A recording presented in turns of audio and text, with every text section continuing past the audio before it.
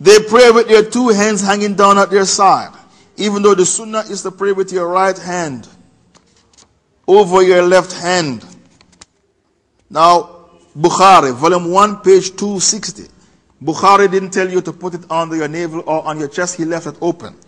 The Muwatta of Imam Malik said put it on your chest, your two hands, right hand over left hand. Bukhari kept quiet. He didn't say put it on the chest.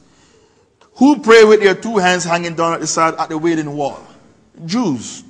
The Jews pray with their hands at their sides hanging down at the Wailing Wall. Shiites don't wash their feet when they make wudu. They damp their hands and wipe on the naked skin. One day the Prophet saw a man praying and he didn't make wudu properly. The size of a coin was left dry at the back of his feet. The Prophet took him out of his salah. What did he say? Iyyakum wal aqab min an-nar. Save your ankles from the hellfire. Wash your ankles properly and save your ankles from the hellfire. Iyyakum wal aqab min an-nar. Shiites, they don't wash their feet. They just damp their hands and wipe the top of their feet. So every ankle of the Shiites are in the hellfire because they don't practice the sunnah of the Rasul sallallahu alaihi wasallam. They are so ridiculous. Now your feet are touching the ground, close to the ground. So there is dust on your feet. Your face is far from the ground, so there's no dust on your face. The dust is on your feet. So why do you wash your face and wipe your feet? Look how ridiculous look how ridiculous their fiqh is. It goes against Quran, it goes against Sunnah, and it goes against common sense. They add to the adhan. One day I was invited to Buckingham University in Milton Keynes to give a speech. That university, they said the rich and famous send their kids there to study medicine. One of the top universities in the UK. So the Muslims invited me to give a speech. Then they said to me, okay, Sheikh Faisal, lead the salah. I said, I can't lead the salah. I didn't hear the adhan. I said, the brother just called the adhan. I said, I'm sorry, I didn't hear the adhan. What I heard was bid'ah. The man called the adhan, and he called a Shiite adhan. What did he say? Hayya ala ashhadu an la ilaha illallah, ashhadu anna Muhammad Rasulullah, ashhadu anna Ali waliyullah. Where that sentence came from? That's bid'ah. Hayya ala salah, hayya ala falah, hayya ala khairul amal. Hayya ala khairul amal. Where that sentence came from? You need to leave Islam the way you found it. Don't add to Islam and don't subtract from Islam. Because the Rasul said every newly invented matter is a bid'ah. Every bid'ah is a going astray, and every going astray leads to the hellfire. They beat themselves the 10th of Muharram every year. Self-inflicted wounds. The flagellation of the body. Why? They feel guilty. They invited Hussein to Iraq. He went with 200 members of his family. When he went to Iraq, the Shiites turned their backs on Hussein and caused him to be slaughtered with his family. There are 5 types of Shiites. The Zaydis, they are like us, you can pray behind them. They are found in Yemen and they do not insult the Sahabas. The 12ers are kafirs, you cannot pray behind 12ers. They are the ones who make takfir on the Sahabas and claim that the Quran has been changed. The Alawis, who are the Alawis? Ali should be the Prophet, not Muhammad. That's their Aqidah. Ali should be the Prophet, not Muhammad, and the Alawis are prevalent in Lebanon and Turkey. The Nusayris, who are the Nusayris? The Nusayris, they believe that Ali is Allah. Allah came down on earth in the form of Ali. And the last one is the Ismaili Aga Khani. The Ismaili Aga Khani. We say to the Shiites, Ali had a daughter named Kulthum, and Omar liked her. He proposed to her. Ali said, I'm sending her to you. If you like her, you can have her. When Kulthum came, Omar lifted up her dress to look at her leg, this part. She said, if you were not the Amir al-Mu'minin, I'll slap you across the face. Ali married his daughter to Omar. So if Omar and Ali were enemies, why would he marry his daughter to Omar? Ali had a strong personality. He corrected Omar on many occasions. One day a woman committed zina. Omar said, let's stone her to death. Ali said, you can't because she's a mad woman.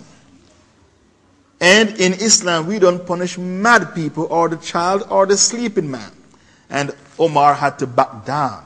So if Omar And I can give you other examples. If Omar was corrected by Ali, if Ali knew that he should be the caliph, he wouldn't have kept quiet. He would have spoke out for his birthright. So this is how you refute the Shiites.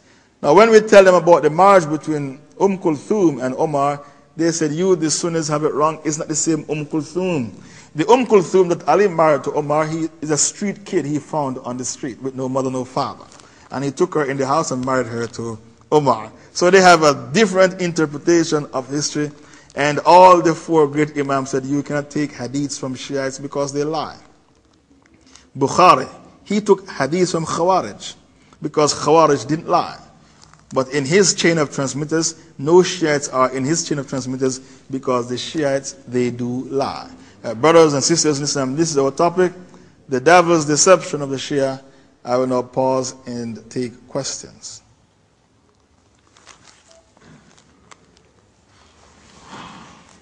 It is worthy of mentioning that whenever a Muslim country is attacked, the Shiites always take sides with the invaders. The Shiites, they help America to conquer Iraq. Then they hang Saddam Hussein on Eid day because they claim he was a Sunni. They hang him on Eid Kabir, Eid Adha, thinking that they can disgrace the Sunnis by hanging Saddam Hussein on Eid day. So the Shiites, they always take sides with the invaders, and a Shiite is leading Iraq at this moment in time. So anytime the Muslim country is invaded by the Crusaders or the Jews, the Shiites always take sides with invaders.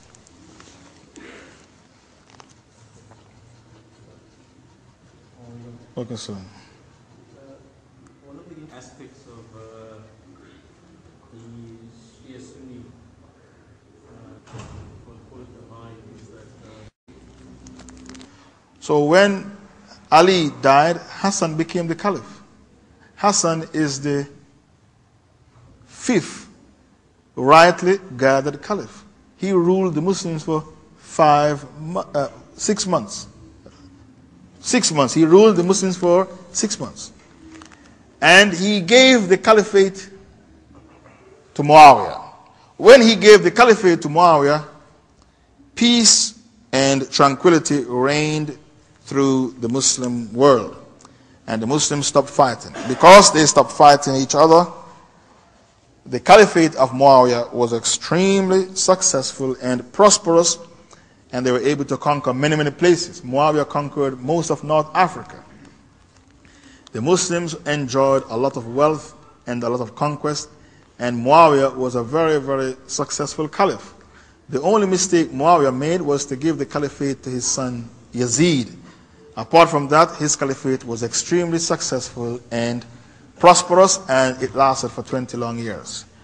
So Hassan gave the caliphate to Muawiyah, which was a good act. The Prophet said he will bring peace to two warring factions of my ummah. The Shiites claim that Muawiyah poisoned Hassan to get him out of the way so that Yazid can become the caliph.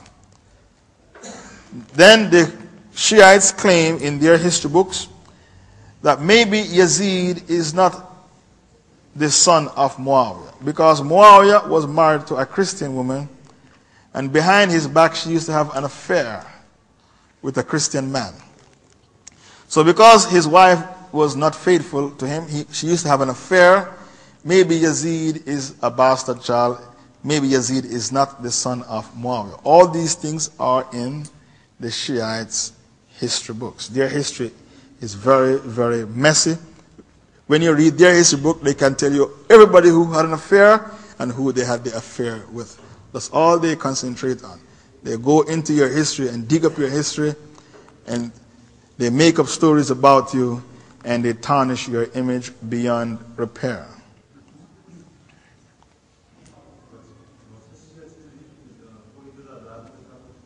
I didn't hear.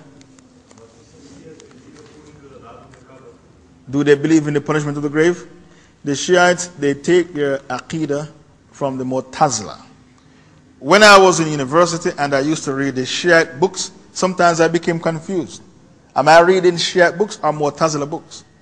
Their aqidah is identical. The Mu'tazilas, they are rationalists. Shiites don't believe in Adhab al-Qabr because they take their deen from the Mu'tazila, and the Mu'tazilites don't believe in Adhab al-Qabr.